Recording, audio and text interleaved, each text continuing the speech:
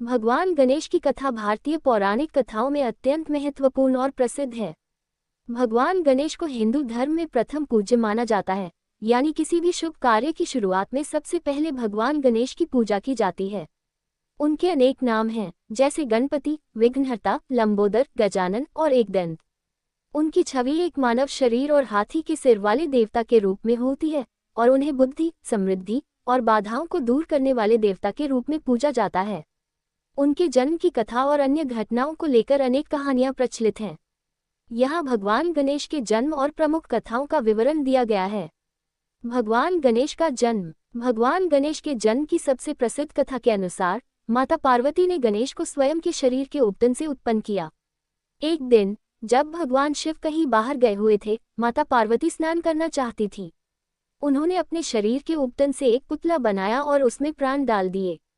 ये पुतला एक बालक के रूप में बदल गया, जिसे उन्होंने अपना पुत्र मान लिया। उन्होंने उस बालक से कहा कि वह उनके स्नान के दौरान द्वार पर पहरा दे और किसी को भी भीतर न आने दे। थोड़ी देर बाद भगवान शिव लौटे और उन्होंने बालक से भीतर जाने का आग्रह किया।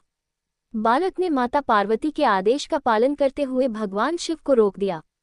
ये देखकर शिव अत्यंत क्रोधित हो गए और अपने त्रिशूल से बालक का सिर काट दिया।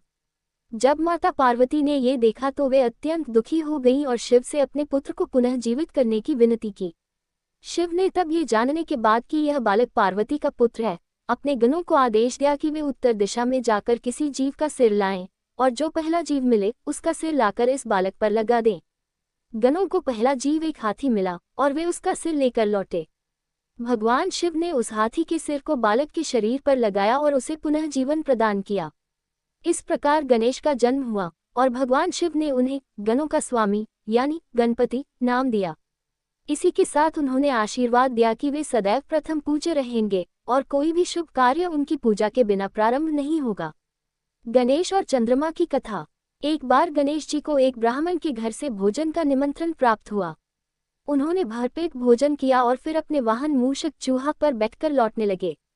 रात का समय था और अचानक मूषक के सामने एक बड़ा सर्प आ गया। मूषक भयभीत होकर भागा, जिससे गणेश जी का संतुलन बिगड़ गया और वे नीचे गिर पड़े। गिरने के कारण उनका पेट फट गया और उनका सारा खाया हुआ भोजन बाहर निकल गया। गणेश जी ने उठकर अपने पेट को सर्प से बांधा और फिर से अपने वाहन पर बैठ गए। ये दृश्य आकाश में बैठे चंद्रदेव देख रहे थे और वे ये देखकर हंस पड़े।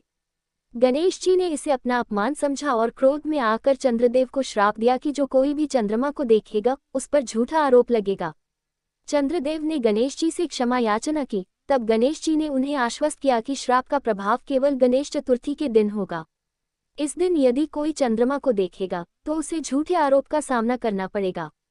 गणेश जी का लेखन। महाभारत। महाभारत की रचना के समय महर्षि वेदव्यास को एक ऐसे लेखक की आवश्यकता थी जो बिना रुके और बिना किसी गलती के उनके द्वारा बोले गए श्लोकों को लिख सके। तब उन्होंने भगवान गणेश से अनुरोध किया कि वे इस कार्य को करें।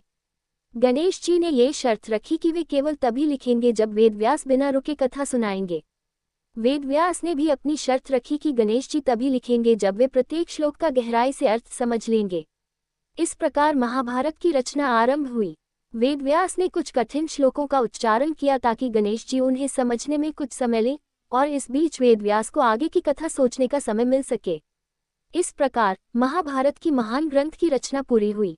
भगवान गणेश की बुद्धिमानी और वेदव्यास की महानता से यह कार्य सफलतापूर्वक संपन्न हुआ। कार्तिकेय और गणेश जी की परिक्रमा।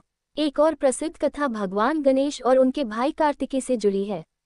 एक बार दोनों भाइयों के बीच ये तय हुआ कि जो पहले तीनों लोकों की परिक्रमा करेगा उसे सर्वश्रेष्ठ माना जाएगा।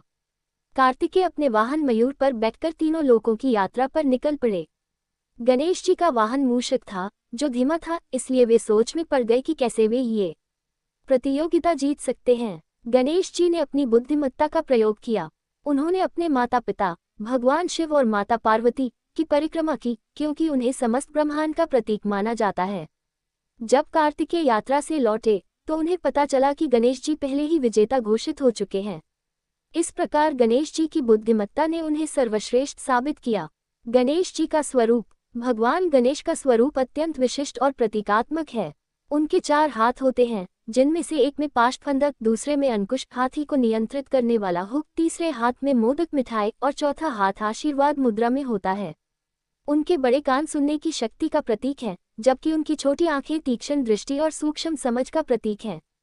उनके बड़े पेट को समस्त ब्रह्मांड को धारण करने की क्षमता का प्रतीक माना जाता है। उनका वाहन मूषक है, जो ये दर्शाता है कि भगवान गणेश सबसे छोटे और मामूली जीवों पर भी नियंत्रण रखते हैं। भगवान गणेश की उपासना। भारत में भगवान गणेश की पूजा अत्यंत व्यापक रूप से की जाती है। विशेष रूप से गणेश चतुर्थी का पर्व बड़ी धूमधाम से मनाया जाता है। इस दिन भगवान गणेश की प्रतिमा स्थापित की जाती है और 10 दिनों तक उनकी पूजा की जाती है। अंतिम दिन गणेश विसर्जन किया जाता है, जिसमें गणेश जी की प्रतिमा को जल में विसर्जित किया जाता है। इस पर्व का विशेष महत्व महाराष्ट्र में है, लेकिन अब इसे पूरे देश में उत्साह के साथ मनाया जाता है। गणेश जी के अन्य नाम और विशेषताएं। भगवान गणेश के अनेक नाम और रूप हैं, जो उनकी विभिन्न विशेषताओं को दर्शाते हैं। कुछ प्रमुख नाम और उनके अर्थ इस प्रकार हैं। 1. गजानन, जिसका अर्थ है हाथी के समान मुख वाला। 2. विघ्नहर्ता, जो सभी विघ्नों और बाधाओं को दूर करते हैं। 3. लंबोदर, जिनका पेट विशाल है। 4. एकदंत, जिनका एक ही दांत है। इसके पीछे भी एक कथा है कि एक बार परशुराम ने क्रोध में आकर गणेश जी पर प्रहार किया, जिससे उनका एक दांत टूट गया। गणेश जी की कथा और उनके चरित्र के अनेक पहलू हमें ये सिखाते हैं कि जीवन में बाधाओं को कैसे पार किया जा सकता है, बुद्धिमानी और धैर्य के साथ समस्याओं का समाधान कैसे किया जा सकता है, और समर्पण तथा विनम्रता के साथ जीवन को कैसे जिया जा सकता है। निष्कर्ष। भगवान गणेश की कहानियां और उनका जीवन हमें जीवन की विभिन्न समस्याओं और चुनौतियों से निपटने के लिए बुद्धिमत्ता, धैर्य और संयम का संदेश देते हैं।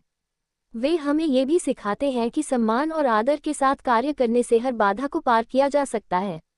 उनकी पूजा से हमें आंतरिक शांति और समृद्धि प्राप्त होती है, और यही कारण है कि वे भारतीय संस्कृति और धार्मिक जीवन का एक अभिन्न अंग हैं।